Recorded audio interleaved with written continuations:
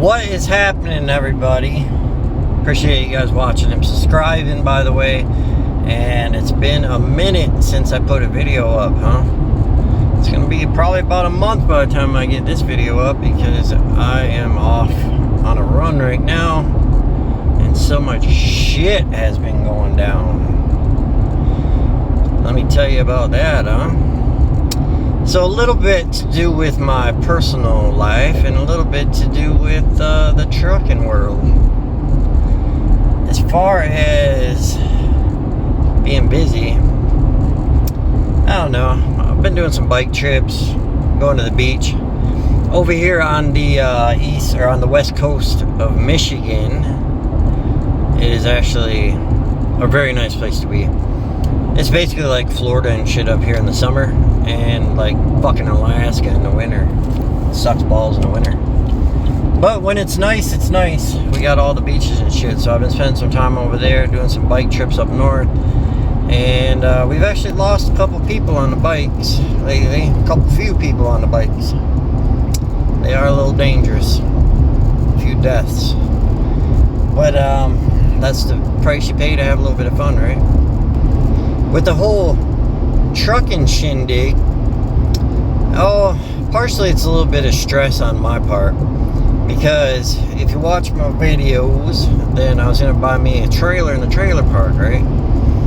Keep things a little on the down low, a little cheap, and then we were going to float back and forth from the south to the north so I can get the fuck out of here in the wintertime. Well, I went through the whole bullshit process of getting into a trailer park. And before I go into that, let me say, like my credit score is like 780 or some shit. And I don't say that because I'm bragging, maybe a little bit. But just to give the point of all the bullshit that went on with this.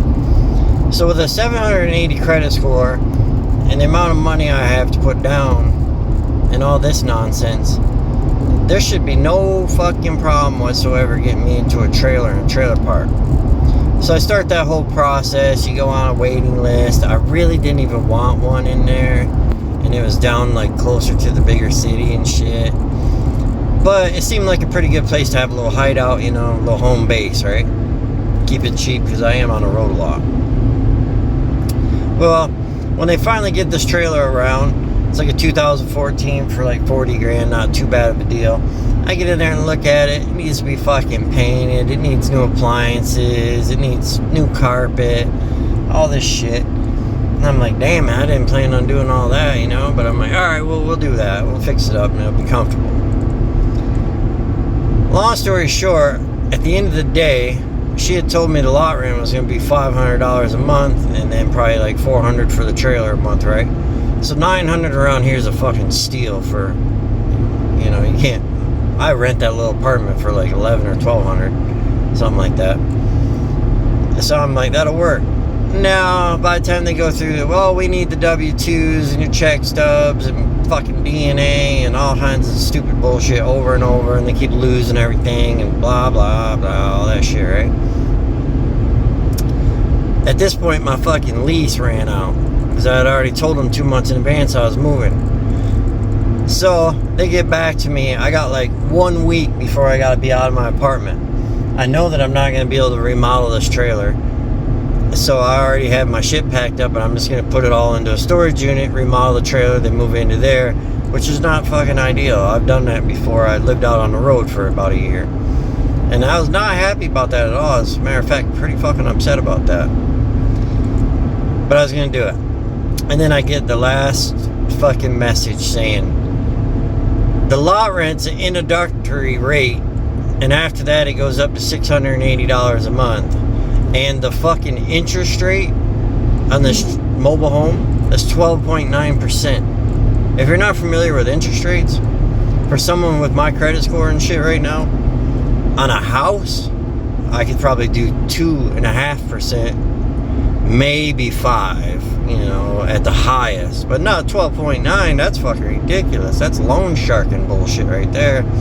So I'm like, you want me to pay $680 a fucking month for a little bullshit lot in a trailer park, 12.9% interest for basically a bullshit trailer. So I told him where to go. Fuck off. And I actually went a little too far on that. I was a little bit mean about it, but they drove me out for 2 months, and I was literally sitting in my apartment going, fuck, I gotta be out of here, like, in 4 days. So I just started to scramble and try to get shit together. And we got the RV. Obviously, I could live out in an RV, but I don't want to. So I went through that whole emotional fucking pissed offness, if that's a word. And as of right now, it looks like I'm staying in that apartment. I've been having some issues at the old job ski, you know? And this is where we get into the whole trucking part of it, right? That 4,700 miles a week, yeah, I don't know about it. I ain't been having it, you know? I did that for, I don't know, about 9 weeks or something like that. And I just had enough of that fucking shit, man. Just running and running like 700-800 miles a fucking day, then coming home like 3-4 in the morning after you just ran like 800 miles, 860 miles to get back up here. I'd sleep for like 3 hours, then go to camp or ride bikes or the beach or whatever, you know, try to salvage the day and have a day off. And that is fucking trucking. A lot of times they want you to do a 34, especially if you're new. They're going to try to push that shit on you all the time, and you might have to do it at first, you know, just to get your time in. But I finally basically just lost my shit. I was like, man, I ain't fucking doing this. This is ridiculous.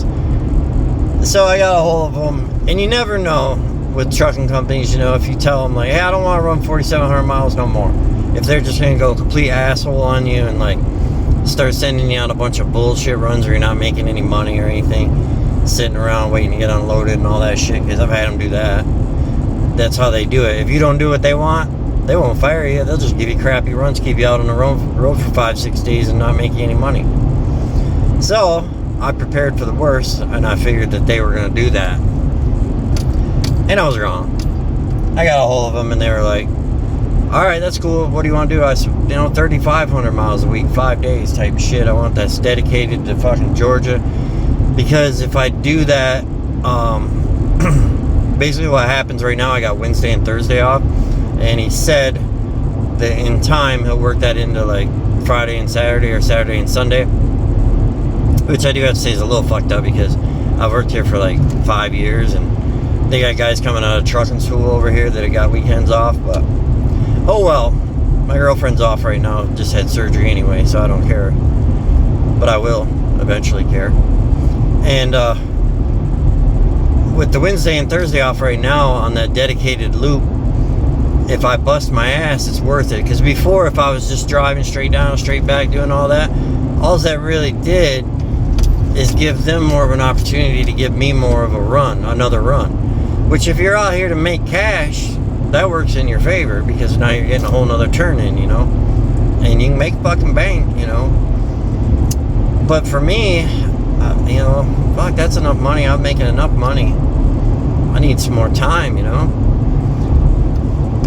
So the nuts and bolts of it now is if I bust ass, I'll be back up here on Tuesday, and then I'll have Tuesday, Wednesday, and Thursday off. That's the plan. We're gonna find out, because this is the first week that I switched over, on account of the fact that the transition, you know, when I came back, we had to transition it so that I would be back on Wednesday and Thursday. So I went out on like a little short run out to New York, and then that was fuck. I mean, I did that. I did like a Pennsylvania one and a couple Wisconsins, and all of them were like, go get loaded, sit there for like 4.5 hours waiting to get fucking loaded, then drive like 6 hours, take a 10,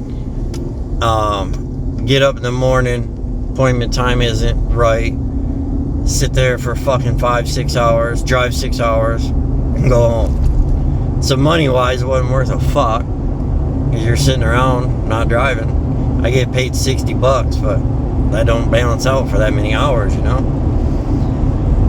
But I did it because we were in the transition, and it would have only been a few runs, but I got sick last week, which I don't think they believed that I really did.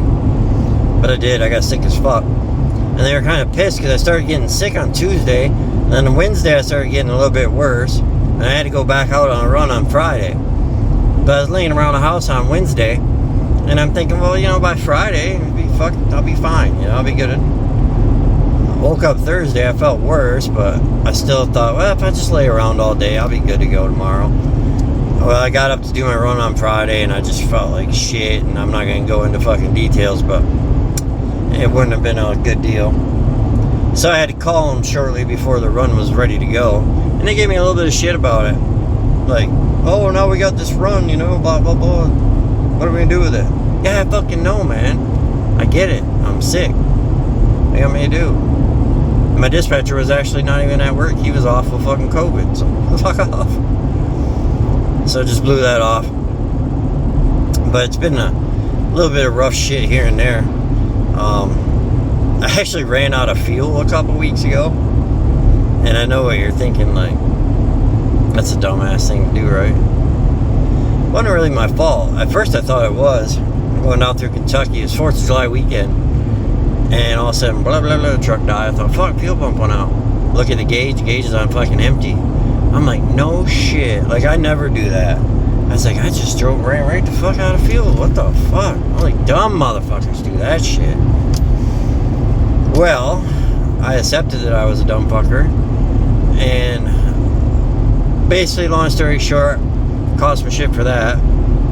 And 5.5 fucking hours I sat on the side of the road in Kentucky in 90-some degree weather waiting for someone to bring me out some fuel.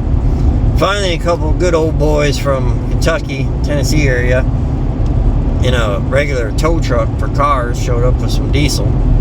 They didn't know nothing about trucks. They was trying to put the diesel in the def tank for a minute. So I showed them how to, fill the filters and prime it up and all that, and we got it going. But that was a real pissy situation. Well, come to find out, it wasn't my fault. The fucking fuel sender in the truck's bad. So the tank was reading like over a quarter tank, which in a truck is over 150 miles. And I seriously was only going 4 more miles, and I was getting off at the next exit to fucking get fuel. Because I thought it was on quarter last time I looked. But so yeah, the fuel center took a shit. Well, I still don't have one because supposedly because of COVID, these fucking parts aren't available. I was talking to the mechanic the other day. We got all kinds of shit going on at the company in general. He's got trucks, like 3 scattered across the country, that are just abandoned pretty much at this point because they had to just fly the drivers back because they can't get fucking parts to fix the damn things. And that's the same thing with that. They can't get the fuel sender right now. So I'm using my mileage to watch my fuel, and it works, But there's a little bit of a shit show in the trucking industry as far as that goes. They got a bad blinker switch. They can't find a part for that right now. Just simple shit like fuel filters and stuff, I guess they can't get. But that's pretty much the gist of the nonsense. Now, I jumped back and forth because I thought I wasn't really going to stick around here. I wasn't sure how they were going to be. I don't fucking want to be up here in the winter time anymore. And then after the whole trailer deal, I got pissed and I go, fuck it, I'm just going to go buy a house, right? So I started looking around for houses. Man, expensive as fuck right now. So I'm like, whatever, I accepted the fact that they're expensive. And then I go to the bank. Well, I'm not a first-time home buyer. So basically, in a nutshell, I'm going to have to drop like $25,000, $30,000 out of my pocket. And I'm not really wanting to do that right at this moment. That's a chunk of fucking change out of my bank account to get a house. So I just bailed out on that whole deal at the moment. I'm like, fuck that. I just don't want to spend that kind of money right now. And that's 20-some thousand out. Then you're probably gonna have to do some shit to the house, of course. At the minimal, you're gonna have to get like furniture and stuff like that, which is expensive. So I'm trying to stay at that apartment, but then in between there, because I've just been like, having a midlife crisis on what I want to do with my life, I decided, because I got some friends down in Midland, Odessa, Texas area, working the rigs, and they were telling me about these fracking jobs down there, hauling sand for the frack yards. They pay pretty fucking good. So I got this thing all cooked up. I was like, all right, well, fuck it. I'm not going to worry about this company, because when we were going to go down south before, I was going to stay working for this company here and then just rotate 6 months up here, 6 months down there. They didn't really have much other than Georgia, so I talked to my other guy. I actually haven't even heard back from him yet to see if he had anything different. But then I said, fuck it, we're just going to go down. So we started calling around the RV parks, got everything all set up down there. My girlfriend's a dental assistant, so she can work anywhere. And the weather's nice down there year round. So we were just going to take off in November. I mean, like, we were getting ready to. Like, this truck that I'm in right now, this pickup here is only at $1,500. So I was going to have to trade it in and get a $2,500 to be able to haul a camper and a trailer with the bikes and shit in it. But we call around, check everything out, getting all excited about that whole deal. And then all of a sudden it dawns on me, because that's how life is a little bit. Sitting there smoking a cig, and I realized, like, yeah, so I can go down there and I can do the fracking jobs down there and shit. What the fuck am I going to do when I come back here?